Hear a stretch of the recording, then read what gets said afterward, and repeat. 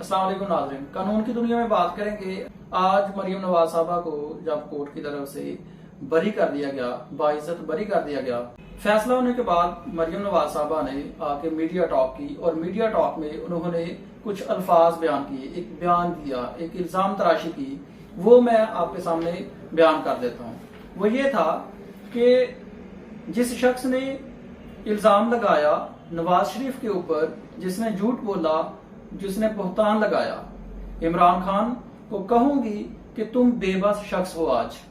फिर कहती हैं तुम्हें जवाब देना पड़ेगा कि तुमने बुहतान क्यों बांधे, तुमने झूठ क्यों बोला, तुमने झूठ के ऊपर अपनी सियासत क्यों की।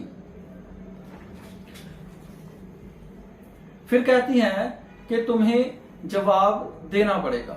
जो केस की एक शॉर्ट हिस्ट्री है, पनामा पेपर्स के इंकशाफ पे ये केस स्टार्ट हुआ।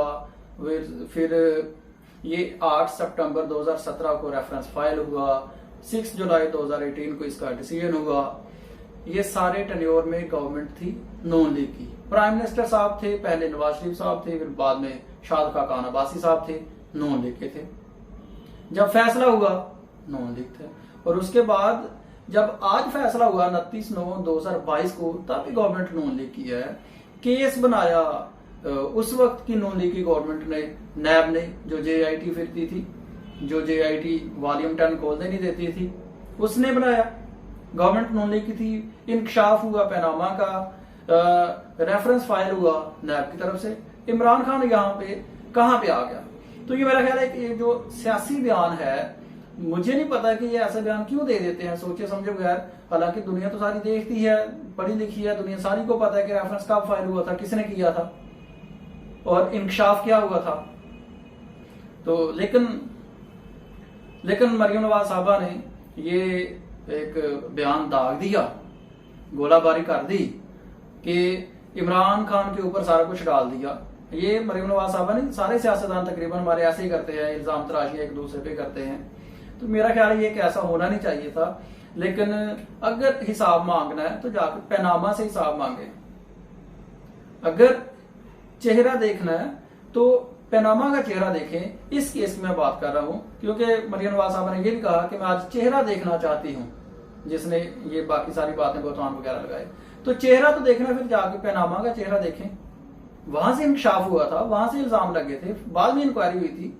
JIT के चेहरे देखें, वॉल्यूम 10 जाके देखें, वगैरह वगैरह। तो ये मेरा ख्याल है इमरान खान पे ये जो इल्जाम लगाया है ये बेबुनियाद इल्जाम है, लेकिन एक सियासी बयान है। ऐसा होना नहीं चाहिए हमारी सियासत में। हमारे मुल्क की सियासत, हमारी रियासत की सियासत एक ऐसा एक लॉलीपॉप है जो अवाम को दिया जाता है और अवाम सब कुछ जानते हुए भी आंखें बंद करके इसको एक्सेप्ट करती हैं। आज मरियम नवाज साहबा भरी हुई हैं। नवाज शरीफ साहब के ऊपर भी वही केस था, उसमें सजा है, उनको भी सजा थी मरियम नवाज साहबा को, वो आज बरी हो गई हैं। तो जो आज से कुछ दिन पहले तक एक बात थी, लाडला, अनोखा लाडला, जो मरियम नवाज साहबा इमरान खान के बारे में कहती थी कि ये अदालतों का अनोखा लाडला है। तो ये इस्तेलाह इसलिए यूज की जाती थी क्योंकि जो उनके ऊपर केस बनते थे उनको रिलीफ मिलता था, और कोर्ट तो किसी की सकी नहीं होती। कानून के आंखों पर पट्टी बंधी होती है, वो सिर्फ देखता है तो डॉक्यूमेंट्स देखता है, वो सिर्फ कानून देखता है तो प्रूफ देखता है, और वो एविडेंस की बेस पर फैसला करते हैं, चाहे मुलजम कोई भी हो, अक्यूज्ड कोई भी हो। तो इमरान खान को मरियम नवाज साहबा कहती थी रिलीफ मिलने पर कि ये अदालतों का लाडला है, ये अनोखा लाडला है, वगैरह वगैरह, ऐसी इस्तेलाह होती थी, ऐसे जो उनकी बात का मतलब होता था। आज जब मरियम नवाज साहबा बरी हुई है उस केस में, जिस केस में पहले उसको सजा हुई थी, और उन्हीं अदालतों पर एक बड़ी कड़ी तनकीद की जाती थी, और इतनी तनकीद की जाती थी कि स्कैंडलाइज हद तक जाया जाता था। अब हुआ यूं है कि आज मरियम नवाज साहबा बरी हो गई, तो फिर अब यूं कहा जाए कि मरियम नवाज साहबा लाडली है, बल्कि लाडली तो नहीं है। साफ जाहिर है प्रोसिक्यूशन की जो नाअहली की वजह से ये सारा केस खराब हुआ।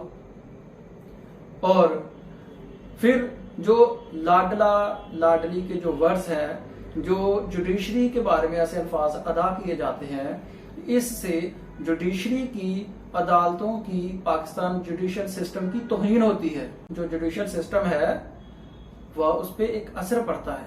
और वो बैड इम्पैक्ट पड़ता है अवाम की नज़र में, और अवाम का फिर अदालतों से एतमाद उठता है। क्योंकि या तो आप अपनी पुरानी जो तरकीब की थी वो वापस ले लें, वो फैसले दुरुस्त थे, या फिर आज भी कहें कि जी लाडली हूं। अगर ऐसा नहीं है तो फिर मेरा ख्याल है कि ऐसी बात करनी नहीं चाहिए, ना किसी के बारे में, ना अपने बारे में।